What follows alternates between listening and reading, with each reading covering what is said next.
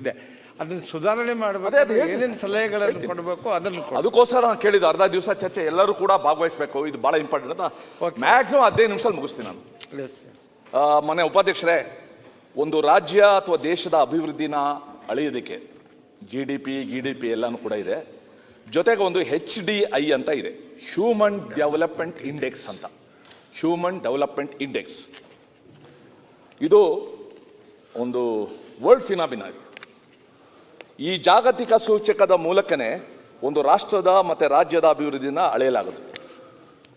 ಈ HDI ಸೂಚ್ಯಂಕನ ಅಳೆಯಲು ಇರುವ ಮಾನದಂಡ ಎಂದರೆ ತಲಾ ಆದಾಯ, ಶಿಕ್ಷಣ ಮತ್ತು ಮನುಷ್ಯನ ಸರಾಸರಿ ಜೀವಿತಾಯುಷ್ಯ, ಎಷ್ಟು ಆಯುಸ್ಸಿರುತ್ತೆ ಅಂತ. ಅಂದರೆ ಶಿಕ್ಷಣ ಒಂದು ದೇಶದಲ್ಲಿ ಎಷ್ಟು ಪ್ರಮುಖ ಪಾತ್ರ ವಹಿಸುತ್ತೆ ಭಾಳ ಸಲ ಅನಿಸುತ್ತೆ ನಮಗೆ ಲಾಸ್ಟ್ ಪ್ರಿಯಾರಿಟಿ ಅಂದರೆ ಶಿಕ್ಷಣ ಆಗೋಗ್ಬಿಟ್ಟಿದೆ. ನಾನು ಇತ್ತೀಚೆಗೆ ಒಂದು ಒಳ್ಳೆ ಪುಸ್ತಕ ಓದಿದೆ ನಾನು, the day the chariot moved ಅಂತ. ಅದು ಓದಿದಾಗ ಗೊತ್ತಾಗುತ್ತೆ ಒಬ್ಬ ಕಮಿಟೆಡ್ ವ್ಯಕ್ತಿ ಇದ್ದರೆ at the Helm of affairs ಯಾವ ರೀತಿ ಮಾಡ್ಲಿಕ್ಕೆ ಸಾಧ್ಯ ಅನ್ನೋದನ್ನ one of the best books in the recent days. So ನಮ್ಮ ಶಿಕ್ಷಣದ ಬಗ್ಗೆನೂ ಕೂಡ ಅದೊಂದು ಪ್ಯಾಷನ್ ಬೇಕು ನಮಗೆ. ಆ ಪ್ಯಾಷನ್ನು ನಾವು ಇಷ್ಟೊಂದು ಮಕ್ಕಳನ್ನ ನಾವು ವಿದ್ಯಾಭ್ಯಾಸ ಕೊಡ್ತೀವಿ, ಶಿಕ್ಷಣ ಮಾಡ್ತೀವಿ, ಅವ್ರ ಸ್ವಂತ ಕಾಲ ಮೇಲೆ ನಿಲ್ಲಂಗೆ ಮಾಡ್ತೀವಿ, ಇದನ್ನು ನಾವು ಮಾಡಬೇಕು. ನೆಕ್ಸ್ಟು ನಮ್ಮ ಸಂವಿಧಾನದ ಡೈರೆಕ್ಟಿವ್ ಪ್ರಿನ್ಸಿಪಲ್ಸ್ ಅಡಿನಲ್ಲಿ ಕೂಡ 6 ರಿಂದ 14 ವರ್ಷದ ಮಕ್ಕಳಿಗೆ ಉಚಿತ ಕಡ್ಡಾಯ ಶಿಕ್ಷಣ ಇದೆ. ಉಚಿತ ಇದೆ, ಕಡ್ಡಾಯ ಇದೆ. ಬಟ್ ಗುಣಮಟ್ಟದ ಶಿಕ್ಷಣ ಬೇಕು ಅಂತ ಜನ ಅಪೇಕ್ಷೆ ಪಡೋದು. ನಮ್ಮ ಮಕ್ಕಳು ಕೂಡ ಹಂಬಿ ಕಿಸಿಸೆ ಕಮ್ ನಹಿ ಅಂತ ಒಂದು ಫಿಲ್ಮ್ ಬಂದಿತ್ತು. ಹಾಗೆ ಬೇರೆ ಶಾಲೆ ಮಕ್ಕಳಿಗೂ ಕೂಡ ಹೋಲಿಸಿದ್ರೆ ನಮ್ಮ ಮಕ್ಕಳು ಕಡಿಮೆ ಇಲ್ಲ ಅನ್ನೋ ಒಂದು ಭಾವನೆ ಇರಬೇಕು. ಎಲ್ಲೋ ಒಂದು ಕಡೆ ಸರ್ಕಾರಿ ಶಾಲೆಗೆ ಹೋದರೆ ಅಂತ ಒಂದು ಕೀಳಿರಿಮೆ ಇವತ್ತು ನಮ್ಮ ಮನಸ್ಸಲ್ಲಿದೆ, ಇನ್ಫೀರಿಯಾರಿಟಿ ಕಾಂಪ್ಲೆಕ್ಸ್. ಅದು ಇನ್ಫೀರಿಯಾರಿಟಿ ಕಾಂಪ್ಲೆಕ್ಸ್ ಆಗಬಾರ್ದು, it should become A superiority complex. ನಾನು ಪ್ರತಿ ವರ್ಷ ನಮ್ಮ ಕ್ಷೇತ್ರದಲ್ಲಿ ಆಶುಭಾಷಣ ಸ್ಪರ್ಧೆ ಮಾಡ್ತೀನಿ ಹೈಸ್ಕೂಲ್ ಮಕ್ಕಳಿಗೆ. ಯು ಶುಡ್ ಸಿ ಆ ಗೌರ್ಮೆಂಟ್ ಸ್ಕೂಲ್ ಮಕ್ಕಳು ಬಂದು ಆ ಡಿಬೇಟಲ್ಲಿ ಭಾಗವಹಿಸೋದು. ಯಾಕಂದರೆ ಅವ್ರದ್ದು ನೇಟಿವ್ ಇಂಟೆಲಿಜೆನ್ಸ್ ಅಂತ ಇರ್ತದೆ, ಯಾವುದೋ ಹೇಳ್ಕೊಟ್ಟಿದ್ದಲ್ಲ. ಆ ರೀತಿ ಇವತ್ತೆಲ್ಲನೂ ಕೂಡ ಇದೆ. ಸೊ ಅದಕ್ಕೋಸ್ಕರ ಒಂದು ಶಿಕ್ಷಣ ಇಲಾಖೆದು ಸ್ವಾಟ್ ಅನಾಲಿಸಿಸ್ ಮಾಡಿಸ್ಬೇಕು. ಸ್ವಾಟ್ analysis, SWOT. What is the strength of our government schools? ನಮ್ಮ ಗೌರ್ಮೆಂಟ್ ಶಾಲೆಗಳಿಗೆ ಖಾಸಗಿ ಶಾಲೆಗಳಿಗಿಲ್ದೇ ಇರೋ ಒಂದು ಸ್ಟ್ರೆಂತ್ ಇದೆ, ಅದೇನು ಅಂತ ನಾವು ನೋಡಬೇಕು. ಎರಡನೇದು, ನಮ್ಮ ಗೌರ್ಮೆಂಟ್ ಶಾಲೆಗಳಲ್ಲಿರೋ ವೀಕ್ನೆಸ್ ಏನು, ಕೊರತೆ ಏನು. ಮೂರನೇದು, ನಮ್ಮ ಗೌರ್ಮೆಂಟ್ ಶಾಲೆಗಳ ಮೂಲಕ ನಮಗಿರೋ ಆಪರ್ಚುನಿಟಿ ಏನು. ನಾಲ್ಕನೇದು, ನಮ್ಮ ಗೌರ್ಮೆಂಟ್ ಶಾಲೆಗಿರುವ ಥ್ರೆಟ್ ಏನು. ಈ ಸ್ವಾಟ್ ಅನಾಲಿಸಿಸ್ ಮಾಡಿದಾಗ ನನಗನ್ಸುತ್ತೆ ಈ ಶಾಲೆಗಳನ್ನ ಸಬಲೀಕರಣ ಮಾಡೋಕ್ಕೆ ಅನುಕೂಲ ಆಗುತ್ತೆ. ದೇರವಣ್ಣವ್ರು ಹೇಳ್ಬಿಟ್ಟು ಹೊಟ್ಟೋದ್ರು ಅವರು. ಅನೇಕ ಶಾಲೆಗಳಿಗೆ ಖಾಸಗಿ ವ್ಯಕ್ತಿಗಳು ಜಾಗನ ಕೊಟ್ಬಿಟ್ಟಿದ್ದಾರೆ, ಎಕರೆಗಟ್ಟಲೆ. In fact no private school can claim ಇಷ್ಟು ಜಾಗ ನಮ್ಮ ಹತ್ರ ಇದೆ, ನಮ್ಮ ಸರ್ಕಾರಿ ಶಾಲೆಗಳ ಹತ್ರ ಇದೆ. ಅದನ್ನು ಅನೇಕ ಕಡೆ ಇನ್ನೂ ದಾಖಲಾತಿನೇ ಮಾಡಿಲ್ಲ. ಈಗ ಆ ದಾನ ಕೊಟ್ಟವ್ರು ಮೊಮ್ಮಕ್ಕಳು ಬರ್ತಾ ಇದ್ದಾರೆ, ನಮ್ಮ ವಾಪಸ್ ಕೊಡಿ ಶಾಲೆ ಅಂತ. ನಮ್ಮ ಕೊಡಿ ಬರ್ತಾ. ನಾನು ಇವರ ಕ್ಷೇತ್ರಕ್ಕೆ ಹೋಗಿದ್ದೆ, ನಮ್ಮ ಬೈರತಿ ಬಸವರಾಜಕ್ಕೆ ನನ್ನ ಕ್ಷೇತ್ರದಲ್ಲಿ ಇದೆ. ಸೊ ಅದಕ್ಕೋಸ್ಕರ ನಮ್ಮ ಒಂದು ಹಾರ್ಡ್ವೇರ್ನ ಉಳಿಸ್ಕೊಂಡು, ಆಸ್ತಿ ಗೀಸ್ತಿನೆಲ್ಲ, ಸಾಫ್ಟ್ವೇರ್ನ ಹೇಗೆ ಜಾಸ್ತಿ ಮಾಡೋದು. ಮತ್ತೆ ಟೀಚರ್ಸ್ ಅಲ್ಲಿ ಕೂಡ ಒಂದು ಇವತ್ತು ಮೋಟಿವೇಶನ್ ಅಗತ್ಯ ಇದೆ. ನಾವು ಸಂಬಳಕ್ಕೋಸ್ಕರ ಕೆಲಸ ಮಾಡ್ತೀವಿ ಅನ್ನೋ ಒಂದು ಮನಸ್ಥಿತಿ ಬಿಟ್ಬಿಡ್ಬೇಕು. ನಾವೊಂದು ಜನರೇಷನ್ಗೋಸ್ಕರ ಕೆಲಸ ಮಾಡ್ತೀವಿ ಅಂತ ಒಂದು ಭಾವನೆ ಬರಬೇಕು. And we have seen very good teachers. Sir, ಈಗ ರಾಧಾಕೃಷ್ಣನ್ ಅವರು ಮೈಸೂರು ಯೂನಿವರ್ಸಿಟಿಯಿಂದ ಬೆನಾರಸ್ಗೆ ಹೊರಟಾಗ ಆ ಶಿಷ್ಯರು ಬಂದು ಅವ್ರ ಮನೆಗೆ 100 ಜನ ಒಂದು ಸಾರೋಟನ್ನು ತಂದು, ಸಾರೋಟ್ಗೆಲ್ಲ ಹೂ ಹಾಕಿ ರಾಧಾಕೃಷ್ಣನ ಅದರಲ್ಲಿ ಕೂಡಿಸ್ಕೊಂಡು ರೈಲ್ವೆ ಸ್ಟೇಷನ್ವರೆಗೂ ಹೇಳ್ಕೊಂಡು ಹೋಗಿದ್ರು. ಅದೇ ಥರ ನಮ್ಮ ಅನೇಕ ಶಾಲೆಗಳಲ್ಲಿ ಪ್ರೀತಿಪಾತ್ಯ ಶಿಕ್ಷಕಿ ಅಥವಾ ಶಿಕ್ಷಕ ಬೇರೆ ಶಾಲೆಗೆ ಟ್ರಾನ್ಸ್ಫರ್ ಆದಾಗ ಆ ಮಕ್ಕಳು ಅಳೋದನ್ನ ನೋಡಿದ್ದೀನಿ, ಕಾಲಿಡ್ಕೊಳ್ಳೋದನ್ನ ನೋಡಿದ್ದೀನಿ, ನಾವು ಹೋಗಿ ಬಿಡಲ್ಲ ಅನ್ನೋದು ನೋಡಿದ್ದೀನಿ. It depends upon the individual.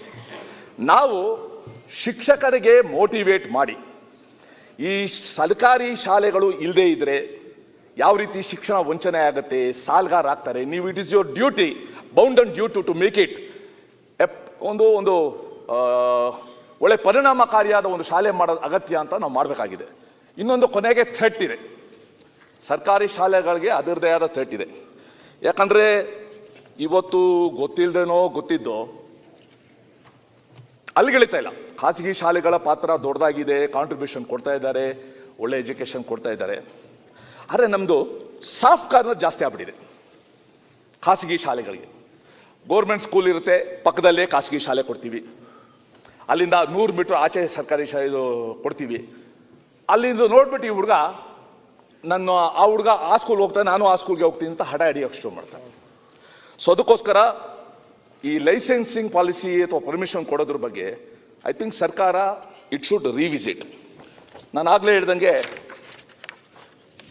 ಸುಮಾರು ಕೆಲವು ಶಾಲೆಗಳಿಗೆ ಹೋಗ್ತೀನಿ, ಇವ್ರದ್ದೇನೋ ನಾರ್ಮ್ ಇದೆ, ಇಷ್ಟು ಮಕ್ಕಳಿಗೆ ಇಷ್ಟು ಟೀಚರ್ಸ್ ಇರಬೇಕು ಅಂತ. ಆದರೆ ಮಕ್ಕಳು ಬೇರೆ ಬೇರೆ ಸಬ್ಜೆಕ್ಟ್ ಕಲಿಯೋದು ಹೆಂಗೆ? ಇಬ್ಬರು ಟೀಚರ್ಸು 60 ಜನ 40 ಜನ ಮಕ್ಕಳಿದ್ರೆ ಏನು ಪಾಠ ಹೇಳ್ಕೊಡ್ತಾರೆ? 1 2 3 ಒಂದೇ ಕ್ಲಾಸ್ ರೂಮು, 4 5 ಒಂದೇ ಕ್ಲಾಸ್ ರೂಮು, ಹೆಂಗೆ ನಾನೇ ಹೋಗಿದ್ದೇನೆ ಕ್ಲಾಸ್ಗಳಲ್ಲಿ. ಸೊ ಅದಕ್ಕೋಸ್ಕರ ನನ್ನ ರಿಕ್ವೆಸ್ಟ್ ಇರೋದು ಸರ್ಕಾರಕ್ಕೆ, ಮುಂದಿನ 2 ವರ್ಷ ನಾವು ಗುಣಮಟ್ಟದ ಶಿಕ್ಷಣದ ವರ್ಷಗಳು ಅಂತ ನಾವು ತೀರ್ಮಾನ ಮಾಡಬೇಕು. We should dedicate the coming 2 years. ಹೇಗೆ ನೀವು ಸೆಮಿ ಕಂಡಕ್ಟರ್ ಬಗ್ಗೆ ಎಲ್ಲನೂ ಕೂಡ ಯೋಚನೆ ಮಾಡ್ತೀರಾ, ಹಾಗೆ ಗುಣಮಟ್ಟದ ಶಿಕ್ಷಣದ ವರ್ಷಗಳು ಅಂತ ನಾವು ತೀರ್ಮಾನ ಮಾಡಬೇಕು. ಮತ್ತು ಆಯವ್ಯಯದಲ್ಲಿ ಶಿಕ್ಷಣಕ್ಕೆ 80% 85% ಸ್ಯಾಲ್ರಿಗೆ ಹೋಗ್ಬಿಡುತ್ತೆ. ಇನ್ನು 15% ಯಾವುದು ಮೂಲಭೂತ ಸೌಲಭ್ಯ ಮಾಡೋಕ್ಕೆ ಸಾಧ್ಯ? ಈ ಸಂದರ್ಭದಲ್ಲಿ ದೊರೆಸ್ವಾಮಿ ಅಂತ ಒಬ್ಬರು ನಮ್ಮ PS ಕಾಲೇಜ್ ಅವರು ಇದ್ದರು, PS ಕಾಲೇಜಿನ ಮುಖ್ಯಸ್ಥರು, ನಮ್ಮ ಸರ್ಕಾರ ಇದ್ದಾಗ ಎಜುಕೇಷನ್ ಅಡ್ವೈಸರ್ ಆಗಿದ್ರು. ಅವರೊಂದು ಮೂವ್ಮೆಂಟ್ ಸ್ಟಾರ್ಟ್ ಮಾಡಿದ್ರು, ದತ್ತು ತಗೊಳ್ಳೋದು, ಶಾಲೆಗಳನ್ನ ದತ್ತು ತಗೊಳ್ಳೋದು. Sir, many universities they came forward. ಅವರು ತಗೊಂಡು ನಾವು ಡೆವಲಪ್ ಮಾಡ್ತೀವಿ ಅಂತ ಎಲ್ಲ ಬಂದರು. ಅದು ರೇವಾ ಇರ್ಬೋದು, ನಿಮ್ಮ ಪ್ರೆಸಿಡೆನ್ಸಿ ಇರ್ಬೋದು, ಯಾವುದೋ ಯೂನಿವರ್ಸಿಟಿಗಳು. ಆದರೆ ಅದು ಎಲ್ಲಿ ಮುಂದುವರೆದಿದೆಯಾ, ನಿಂತಿದೆಯಾ, ಎಷ್ಟು ಮಟ್ಟಿಗೆ ಕಾಂಟ್ರಿಬ್ಯೂಷನ್ ಮಾಡಿದ್ದಾರೆ? I request the department to furnish me the detail. ಯಾವ್ಯಾವ ಶಾಲೆಯನ್ನು ದತ್ತು ತೊಗೊಂಡಿದ್ರು, ಎಷ್ಟು ಶಾಲೆಗಳ ಅಭಿವೃದ್ಧಿ ಆಗಿದೆ, ಅದನ್ನು ಮಾಡಬೇಕು ಅಂತ. ಮತ್ತು ಒಂದು ನೈಬರ್ಹುಡ್ ಪಾಲಿಸಿ ಥರ ಪ್ರೈವೇಟ್ ಸ್ಕೂಲವರು ಒಂದು ಗೌರ್ಮೆಂಟ್ ಸ್ಕೂಲ್ನ ಅಡಾಪ್ಟ್ ಮಾಡಿಕೊಂಡ್ರೆ, ಈಗ ಅನೇಕ ಶಾಲೆಗಳಲ್ಲಿ ಫಿಸಿಕಲ್ ಎಜುಕೇಷನ್ ಟೀಚರ್ಸೇ ಇಲ್ಲ, ಫಿಸಿಕಲ್ ಎಜುಕೇಷನ್ ರಿಕ್ರೂಟ್ಮೆಂಟ್ ಆಗ್ತಾ ಇಲ್ಲ. ನೀವು ಅವತ್ತು ಒಂದು ಮಾತು ಕೇಳಿದ್ರಿ, ನಮ್ಮ ಪ್ರಧಾನಮಂತ್ರಿಗಳು ಫಿಟ್ ಇಂಡಿಯಾ ಕನ್ಸೆಪ್ಟ್ ಕೊಟ್ಬಿಟ್ಟಿದ್ದಾರೆ. ಇಡೀ ದೇಶ ಫಿಟ್ ಇಂಡಿಯಾ ಆಗಬೇಕು, ಮಕ್ಕಳಿಗೆ ಫಿಸಿಕಲ್ ಆಕ್ಟಿವಿಟೀಸ್ ಹೇಳಬೇಕು, ಅವ್ರ ಆರೋಗ್ಯನ ಅಲ್ಲಿಂದನೇ ಕಲಿಸ್ಬೇಕು ಅನ್ನೋದೊಂದಿದೆ. ನಾವು ಫಿಸಿಕಲ್ ಎಜುಕೇಷನ್ ಟೀಚರ್ಸೇ ಇಲ್ಲದೆ ಇದ್ರೆ ಕರೆಕ್ಟಾಗಿ ಅದು ಯಾವುದೋ ಇಂಟರ್ ಸ್ಕೂಲು ಕಾಂಪಿಟೇಷನ್ ಸ್ಟಾರ್ಟ್ ಆಗುತ್ತೆ, 1 ವಾರಕ್ಕೆ ರೆಡಿ ಆಗಿ ಯಾರೋ ಬರ್ತಾರೆ, ಕಬಡ್ಡಿ ಆಡಿಸ್ತಾರೆ, ಖೋಖೋ ಆಡಿಸ್ತಾರೆ, ಓಡಾಡ್ಸ, ಆಮೇಲೆ ಮುಗಿದೋಯ್ತದ ಕತೆ. ಸೊ ಅದಕ್ಕೋಸ್ಕರ ಶಾಲಾ ಶಿಕ್ಷಕರ ನೇಮಕಾತಿ, ಶಾಲಾ ಶಿಕ್ಷಕರಿಗೆ ತರಬೇತಿ. ನಾನು ನಿನ್ನೆ ನೋಡ್ತಾ ಇದ್ದೆ, ಡೆನ್ಮಾರ್ಕ್ ಎಜುಕೇಷನ್ ಸಿಸ್ಟಮಲ್ಲಿ ಎಂಪತಿ ಫ್ಯಾಕ್ಟರ್ನ ಇಂಟ್ರೊಡ್ಯೂಸ್ ಮಾಡಿದ್ದಾರೆ. ವಾರಕ್ಕೊಂದು ದಿವಸ ಮಕ್ಕಳಿಗೆ ಬೇರೆಯವ್ರ ಬಗ್ಗೆ, ಅದು ಸಹಾನುಭೂತಿ ಅನುಕಂಪಕ್ಕಿಂತ ಇನ್ನೊಂದು ಹೆಜ್ಜೆ ಮುಂದೆ, ನಾವು ಯಾವ ರೀತಿ ಕಷ್ಟ ಇದ್ದವ್ರಿಗೆ ಸಹಾಯ ಮಾಡೋದು, ಎಂಪತಿ ಕ್ಲಾಸ್. ಈ ರೀತಿ ಮಕ್ಕಳಿಗೆ ಆ ಮೌಲ್ಯಗಳನ್ನ ಬಿತ್ತೋ ಬಗ್ಗೆನೂ ಕೂಡ ನಾವು ಟೀಚರ್ಸ್ಗೆ ನಾವು ಟ್ರೈನಿಂಗ್ ಕೊಡಬೇಕು. ಮತ್ತು ವಿಶೇಷವಾಗಿ ನಿಮ್ಮ ಸೆನ್ಸಸ್ಸು, ನಿಮ್ಮ ರೇಷನ್ ಕಾರ್ಡು, ನಿಮ್ಮ ಎಲೆಕ್ಷನ್ ಇದಕ್ಕೆ ಎಲ್ಲದಕ್ಕೂ ಕೂಡ ಸರ್ಕಾರಿ ಶಾಲಾ ಶಿಕ್ಷಕರೇ ಯಾಕೆ ಬೇಕು? ಅವರು ಶಿಕ್ಷಣ ನೀಡೋದು ಬಿಟ್ಬಿಟ್ಟು ಬೇರೆ ಎಲ್ಲ ಮಾಡಬೇಕು. ಅವಾಗ ತರಕಾರಿ ತರಬೇಕು, ಹೆಚ್ಚಿಸ್ಬೇಕು, ಅಡುಗೆ ಮಾಡಿಸ್ಬೇಕು, ಇನ್ಯಾವುದೋ ಮೀಟಿಂಗ್ ಹೋಗ್ಬೇಕು, ವಾರಕ್ಕೆ 2 ಮೀಟಿಂಗು. ಸೊ ಅದಕ್ಕೋಸ್ಕರ ಶಿಕ್ಷಣ ನೀಡೋದ್ರ ಬಗ್ಗೆನೇ ಅವ್ರಿಗೆ ಕಂಪ್ಲೀಟ್ ಜವಾಬ್ದಾರಿ ಕೊಟ್ಟು ಮಾಡಬೇಕು. ಮೊನ್ನೇನೋ ಒಂದು ತೊಗೊಂಡ್ರಿ, ಇಷ್ಟು % ಕಡಿಮೆ ಬಂದರೆ ಆ ಶಿಕ್ಷಕರಿಗೆ ಪನಿಷ್ಮೆಂಟು ನಾವು ಕೊಡೋದು ಅಂತ ಪೇಪರಲ್ಲಿ ಓದಿದೆ ನಾನು. Punishment may not be the answer, motivation is the answer. ಅವ್ರಿಗೆ ಮೋಟಿವೇಟ್ ಮಾಡಿಬಿಟ್ಟು ನೋಡಿ, ಬೇರೆ ಶಾಲೆಗಳಲ್ಲಿ ಹೀಗಿದೆ, ನೀವು ಮಾಡಿ ಅಂತ. I think as education minister ಅಥವಾ as persons who are interested in this education, ನಾವು ಹೆಚ್ಚೆಚ್ಚು ಶಾಲೆಗಳಿಗೆ ಹೋಗಿ ಮಕ್ಕಳ ಜೊತೆ ಇಂಟ್ರ್ಯಾಕ್ಟ್ ಮಾಡಿದ್ರೆ ಅವ್ರು ನಮಗೆ ಜಾಸ್ತಿ ಕಲಿಸ್ತಾರೆ. They are so smart today. So ಈ ಕೆಲಸನ ನಾವು ಮಾಡಬೇಕು. ನಾನು ಈ ಸಂದರ್ಭದಲ್ಲಿ ತುಂಬ ನಾನು ನಿಮ್ಮ ಮುಖ ನೋಡ್ತಾ ಇದ್ದೀನಿ, ಬೇರೆಯವ್ರಿಗೆ ಯಾರಿಗೆ ಹೆಸರು ಕರೆಯೋದು ಅಂತ ಆಗಲೇ ನೋಡ್ತಾ ಇದ್ದೀರಾ ನೀವು. ಹೆಚ್ಚು ಲಂಬಿಸ್ದೇನೆ ಸ್ವಾಟ್ ಅನಾಲಿಸಿಸ್ನ ಮಾಡಿಸಿ ಕರ್ನಾಟಕದ ಸರ್ಕಾರಿ ಶಾಲೆಗಳಲ್ಲಿ ಗುಣಮಟ್ಟದ ಶಿಕ್ಷಣ ಸಿಗುತ್ತೆ ಅನ್ನೋ ಒಂದು ಸಂದೇಶ ಇದು ಇಡೀ ರಾಜ್ಯಕ್ಕೆ ಹೋಗಬೇಕು. ಯಾರು ಮಧ್ಯಮ ವರ್ಗ, ಕೆಳ ಮಧ್ಯಮ ವರ್ಗ, ಬಡವರಿದ್ದಾರೆ ಅವರು ಇಷ್ಟಪಟ್ಟು ಸರ್ಕಾರಿ ಶಾಲೆಗೆ ಕಳ್ಸಂಗೆ ಮಾಡಬೇಕು, ಕಷ್ಟಪಟ್ಟು ಖಾಸಗಿ ಶಾಲೆ ಕಳ್ಸಂಗೆ ಮಾಡಬಾರ್ದು. ಸೊ ಅದನ್ನು we should take it as a mission mode. Mission ಮೋಡಲ್ಲಿ ತಗೊಂಡು ನಾವು ಮಾಡಿದ್ರೆ ನನಗನ್ಸುತ್ತೆ ಆ ಮಕ್ಕಳಿಗೆ ನಾವು ನಿಜವಾಗ್ಲೂ ಕೂಡ ನಮ್ಮ ಗಮನ ಹರಿಸ್ದಂಗೆ ಆಗುತ್ತೆ. ನಾನು ಪ್ರತಿ ಶಾಲೆಗೆ ಹೋದಾಗ ಹೇಳ್ತಾ ಇರ್ತೀನಿ, ನನಗೊಂದು ಆಸೆ ಇದೆ, ಈ ಮಕ್ಕಳಲ್ಲಿ ಇನ್ನು 10-15 ವರ್ಷದಲ್ಲಿ ಯಾರಾದರೂ ಒಬ್ಬ ಈ ಜಿಲ್ಲೆಗೆ DC ಆಗಿ ಬರಬೇಕು, ಒಬ್ಬ SP ಆಗಿ ಬರಬೇಕು, ಒಬ್ಬ ಡಾಕ್ಟರ್ ಆಗಬೇಕು. ಒಂದು ಕನಸು ಬಿಟ್ಟಕ್ಕೇನು, ಒಂದು ಕನಸನ್ನ ಬಿಡಬೇಕು. ಸೊ ಆ ಕೆಲಸನ ನಾವು ಯಶಸ್ವಿಯಾಗಿ ಮಾಡಿದ್ರೆ ನನಗನ್ಸುತ್ತೆ ಈ ದೃಷ್ಟಿಯಿಂದ ಶಿಕ್ಷಣ ಸಚಿವರೇನಾದ್ರು ಯೋಚನೆ ಮಾಡಿದ್ರೆ ನಾನು ಪೂರ್ತಿ ನಿಮಗೆ ಸಹಕಾರ ಕೊಟ್ಟು ನಿಮ್ಮ ಜೊತೆ ನಿಂತ್ಕೋತೀನಿ. ಸರ್ಕಾರಿ ಶಾಲೆಗಳನ್ನ ಸಬಲೀಕರಣ ಮಾಡೋದಕ್ಕೆ what are the steps V should take 1, 2, 3, 4. ಈಗ ಬಂದಿರೋ ಥ್ರೆಟನ್ನು ನಿವಾರಿಸೋದು ಹೇಗೆ, ಆ ಪೇರೆಂಟ್ಸ್ಗೆ ನಮ್ಮ ಸರ್ಕಾರಿ ಶಾಲೆ ಬಗ್ಗೆ ವಿಶ್ವಾಸಾರ್ಹತೆ ಬೆಳೆಸೋದು ಹೇಗೆ, ಶಿಕ್ಷಕರಲ್ಲಿ ನಮ್ಮ ಶಾಲೆ ನಮ್ಮ ಹೆಮ್ಮೆ ಅನ್ನೋ ಒಂದು ಭಾವನೆ ಬರೋದು ಹೇಗೆ. ನಿಜ ನಾನು ಭಾಳಷ್ಟು ಕಡೆ ನೋಡ್ತೀನಿ, they are in some places BO teachers they are more powerful than politicians. I know, Suresh Kumar, ಆದರೆ ಅದನ್ನು ಬಿಟ್ಟು ಒಂದು ಮಿನಿಟ್ ಭಾಳ ಚೆನ್ನಾಗಿ ಹೋಗ್ತಾ ಇದೆ. ಅಧ್ಯಕ್ಷರೇ, ಸುರೇಶ್ ಕುಮಾರ್ ಅವರು ಅವ್ರ ತಾಯಿಯವರು ಶಿಕ್ಷಕರಾಗಿ ಕೆಲಸ ಮಾಡಿರ್ತಕ್ಕಂಥ ಒಂದು ಹಿನ್ನೆಲೆ ಬಂದಿರತಕ್ಕಂಥ ಮತ್ತು ಶಿಕ್ಷಣ ಸಚಿವರಾಗಿ ಕೆಲಸನೂ ಕೂಡ ಮಾಡಿಕೊಟ್ಟು ಬಂದಿದ್ದಾರೆ. ಈ ಶಿಕ್ಷಣ ಕ್ಷೇತ್ರ ಭಾಳ ಉತ್ತಮವಾಗಿ ಬೆಳಿಬೇಕು ಮತ್ತು ಇದರಿಂದ ಸಮಾಜಕ್ಕೆ ಭಾಳ ದೊಡ್ಡ ಲಾಭ ಆಗ್ತಿದೆ ಅಂತಕ್ಕಂಥ ಹಿನ್ನೆಲೆ ಇಟ್ಕೊಂಡು ಅನೇಕ ವಿಚಾರಗಳನ್ನು ಪ್ರಸ್ತಾಪ ಮಾಡ್ತಾ ಇದ್ದಾರೆ. ಅಧ್ಯಕ್ಷರೇ, ಕಾರ್ಯಾಂಗ ಮತ್ತು ಶಾಸಕಾಂಗ ಎರಡೂ ಕೂಡಿ ಕೆಲಸಗಳನ್ನು ಮಾಡಬೇಕಾಗತ್ತೆ. ಉದಾಹರಣೆ ಹೇಳ್ತೀನಿ ಅಧ್ಯಕ್ಷರೇ, ಸ್ವಾತಂತ್ರ್ಯ ಸಿಕ್ಕ 79 ವರ್ಷ ಆಯ್ತಲ್ಲ, ನಾನು ಈಗಿನ ಶಿಕ್ಷಣ ಸಚಿವರಿಗೆ ಅಭಿನಂದನೆ ಹೇಳ್ತೀನಿ. 79 ವರ್ಷ ಕಾಲಘಟ್ಟದಲ್ಲಿ ಅಥಣಿ ಪಟ್ಟಣದಲ್ಲಿ ಒಂದು ಸರ್ಕಾರಿ ಹೈಸ್ಕೂಲ್ ಇರಲಿಲ್ಲ. ನಾನು ಅನೇಕ ಸಚಿವರಿಗೂ ಕೂಡ ಅನೇಕ ಪತ್ರಗಳನ್ನು ಬರ್ಕೋತು ವಿನಂತಿಗಳನ್ನು ಮಾಡ್ಕೋತ ಬಂದಿದ್ದೀವಿ. ಹೇಳೋದೇನು ಹೇಳ್ತಿದ್ರು ಅಂದರೆ, ಗೈಡ್ಲೈನ್ಸ್ ಆಗಿಲ್ಲ, ಏಡೆಡ್ ಇದ್ರೂ ಕೂಡ 5 ಕಿಲೋಮೀಟರ್ ಒಳಗಡೆ ಸರ್ಕಾರಿ ಶಾಲೆ ಇನ್ನೊಂದು ಕೊಡಕ್ಕೆ ಬರೋದಿಲ್ಲ ಅಂತ ಹೇಳ್ತಿದ್ರು. ಅಧ್ಯಕ್ಷರೇ, ಏನಾಗಿದೆ ಅಂದರೆ, ನಾವೇನು ಗೈಡ್ಲೈನ್ಸ್ ಮಾಡ್ತೀವಿ, ಕಾನೂನು ಮಾಡ್ತೀವಿ, ಇದ್ರದ್ದು ನಾವು ಸಂಪೂರ್ಣ ಅರ್ಥ ಮಾಡ್ಕೋಬೇಕು. ಅರ್ಥ ಮಾಡಿಕೊಂಡು ನಾವು ಕಾರ್ಯನಿರ್ವಹಿಸಿದರೆ ಸಾಕಷ್ಟು ಅದರಲ್ಲಿ ಬದಲಾವಣೆಗಳನ್ನು ತರಲಿಕ್ಕೆ ಸಾಧ್ಯ ಆಗ್ತದೆ. ನಮ್ಮ ಅಧಿಕಾರಿಗಳು ಹೆಂಗಾಗಿದ್ದಾರೆ ಅಂದರೆ, ಸುರೇಶ್ ಕುಮಾರ್ ಅವರೇ, ಒಂದು ಉದಾಹರಣೆ ಹೇಳ್ತೀನಿ ನಿಮಗೆ. ಒಂದು ದೇವಸ್ಥಾನ ಇತ್ತು, ಆ ದೇವಸ್ಥಾನದಲ್ಲಿ ಎಲ್ಲ ಭಕ್ತರು ಚಪ್ಪಲಿ ಹಾಕ್ಕೊಂಡು ಹೋಗೋಕ್ಕೆ ಶುರು ಮಾಡಿದರು.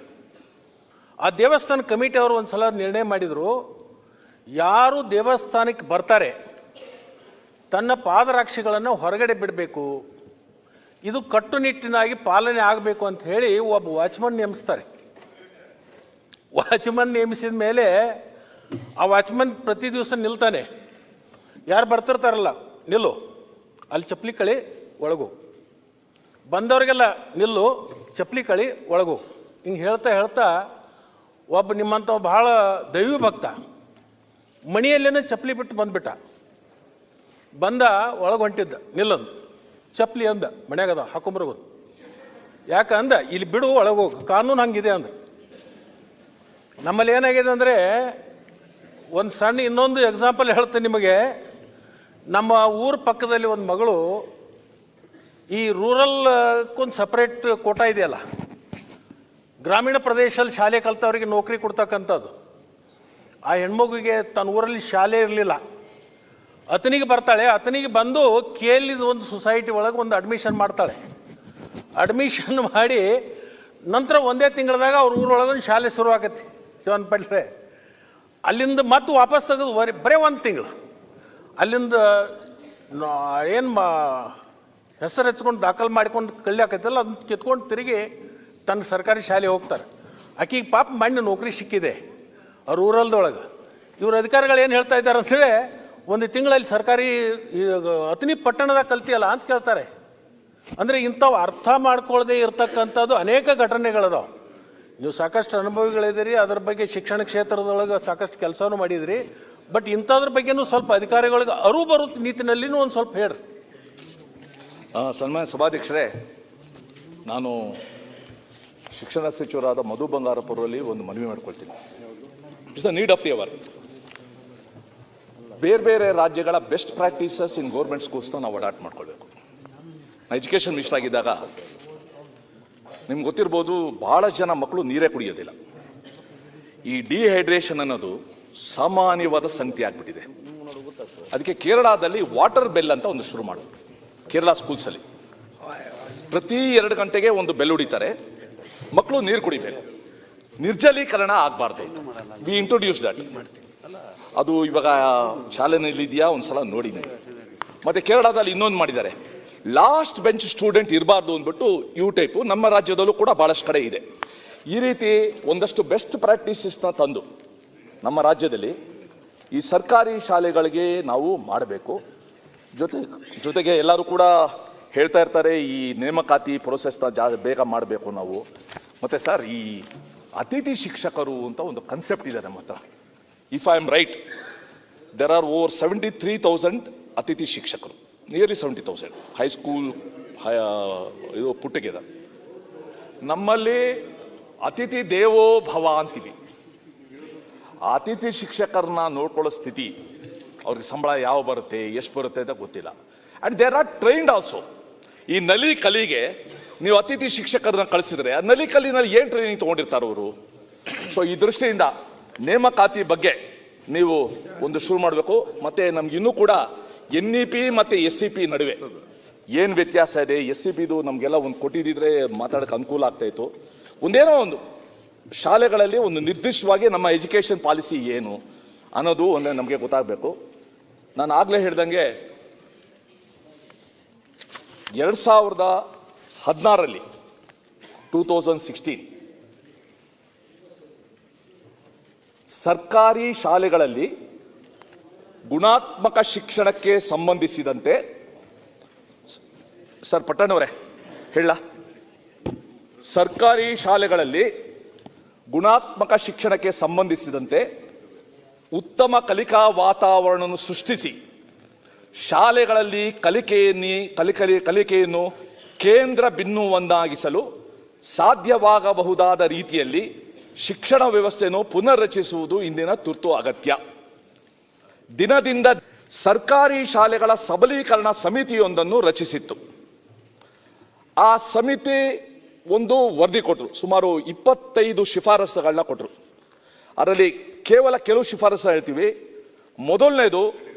ಮೊದಲನೇ ಶಿಫಾರಸು, ಮಕ್ಕಳ ಜೀವ ರಕ್ಷಣಾ ದೃಷ್ಟಿಯಿಂದ ಪೋಷಕರು ತಮ್ಮ ಮಕ್ಕಳನ್ನು ಸರ್ಕಾರಿ ಶಾಲೆಗಳಿಗೆ ನಿರಾಳವಾಗಿ ಕಳುಹಿಸುವ ವಾತಾವರಣ ಸೃಷ್ಟಿಯ ಅಗತ್ಯತೆಯಿಂದ ದುಸ್ಥಿತಿಯಲ್ಲಿರುವ ಎಲ್ಲ ಶಾಲಾ ಕೊಠಡಿಗಳನ್ನು ತುರ್ತಾಗಿ ನವೀಕರಣಗೊಳಿಸಬೇಕು ಮತ್ತು ಸರ್ಕಾರಿ ಶಾಲೆಗಳಲ್ಲಿ ಖಾಲಿ ಇರುವ ಶಿಕ್ಷಕರ ಹುದ್ದೆಗಳನ್ನು ಭರ್ತಿ ಮಾಡಲು ತುರ್ತು ಕ್ರಮ ಕೈಗೊಳ್ಳಬೇಕು.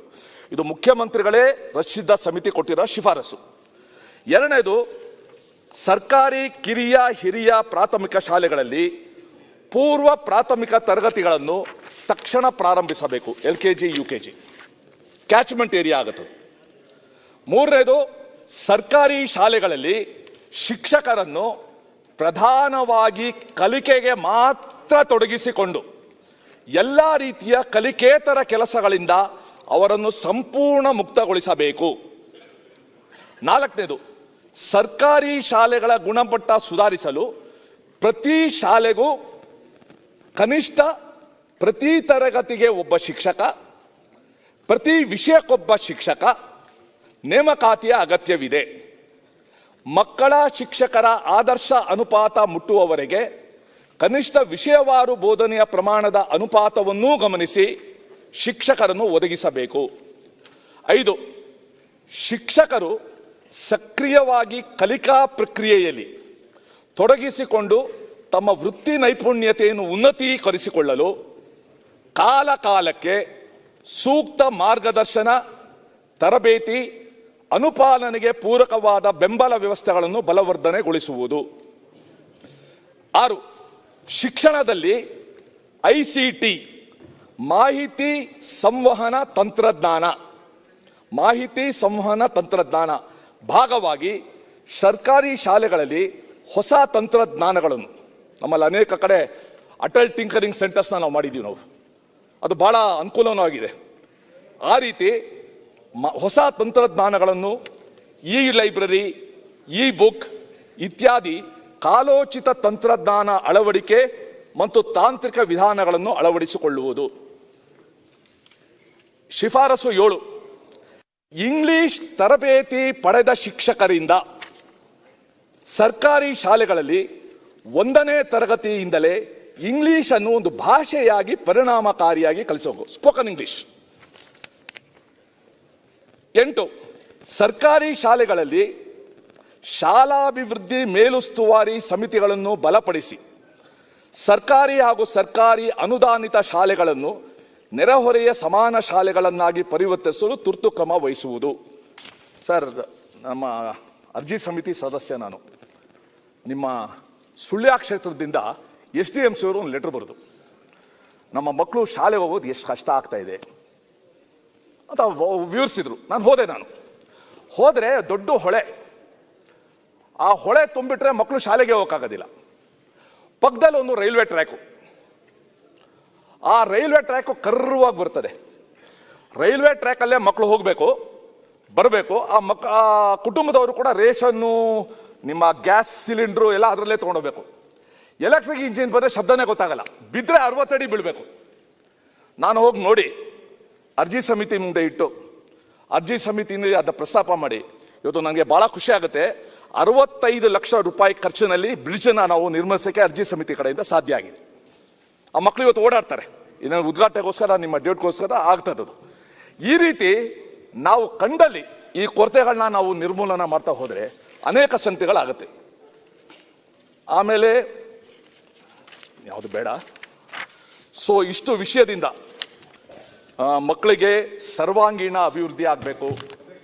ಕೇವಲ ಅವರು ಅಂಕ, ಮಾರ್ಕ್ಸು, ಆಧುನಿಕ ಮಾರ್ಕಿಸ್, ಇವರು ಮಾರ್ಕ್ ಎಷ್ಟು ಬಂತು, ಮಾರ್ಕ್ ಎಷ್ಟು ಅನ್ನೋಕ್ಕಿಂತ ಜೀವನ ನಿರ್ವಹಣೆ ಮಾಡೋದು ಹೇಗೆ, ಸಮಸ್ಯೆಗಳನ್ನ ಎದುರಿಸೋದು ಹೇಗೆ, ಆ ಒಂದು ಅಂತಃಶಕ್ತಿ ಬರೋ ರೀತಿ ಮಾಡಲಿಕ್ಕೆ ನಮ್ಮ ಸರ್ಕಾರಿ ಶಾಲೆಗಳು ಅತ್ಯುತ್ತಮ ಮಾಧ್ಯಮ ಆಗುತ್ತೆ. ಅದನ್ನು ಮಾಡಬೇಕು. ಆ ದೃಷ್ಟಿಯಿಂದ ನಾವು ಇಡೀ ಸದನ ಇದಕ್ಕೆ ಹೆಚ್ಚು ಆದ್ಯತೆ ಕೊಟ್ಟು ಕಾರ್ಯ ಮಾಡಬೇಕು ಅಂತ ಕೇಳ್ಕೊಂಡು ನನ್ನ ಮಾತು ಮುಗಿಸ್ತೇನೆ.